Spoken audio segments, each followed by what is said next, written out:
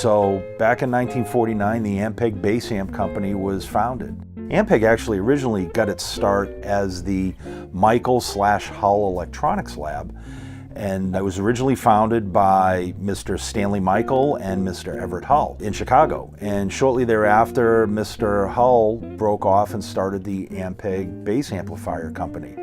Keep in mind, 1949, there was no such thing as solid body electric basses. When you played bass, you played upright. The story goes that Mr. Hull took the end pin, which is the metal rod that supports your upright bass, and installed a microphone on the end of it and reinstalled that back through the F-hole of his upright bass.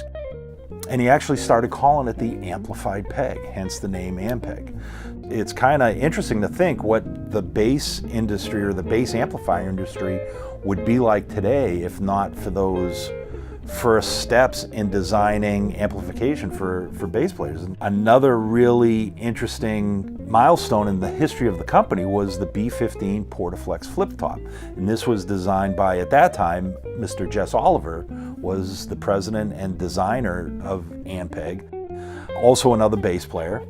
At that point, electric bass was becoming popular and bass players needed to be heard. And this amp really revolutionized what bass amplification was.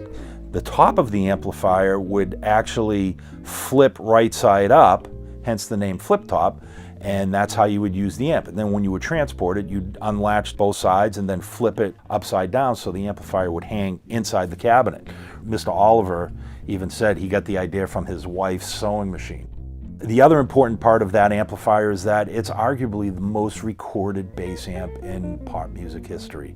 Everything that was coming out of California, everything that was coming out of Nashville, just about every major recording studio in the country were using B15s. So the B15 really put Ampeg on the map. In 1969, Ampeg came out with the SVT, and that pretty much changed everything. 300 watts of all-tube power, coupled to, at that time, it was designed to be used with two 810 cabinets. I think bass players soon figured out that one 810 cabinet was plenty loud enough for a lot of the gigs that we were doing. Up until that point, there really wasn't anything that sounded like an SVT nor incorporated the use of multiple 10-inch speakers. At that point, it was all 15s and 18s. And the advantage to a 10-inch speaker being that if you use a bunch of them in a cluster, you still move a ton of air, but the small speaker allows for a quick frequency response or a quick dampening factor. So you get a lot of high end and response out of those smaller speakers. A couple of other things that people don't realize about Ampeg: we were the first company to use a reverb tank in a guitar amp. That's right, Ampeg does guitar amps from time to time. We've done them in the past, and we'll probably at some point continue to develop guitar amps as well. There you go, guys. That is the history and the lineage of this iconic brand.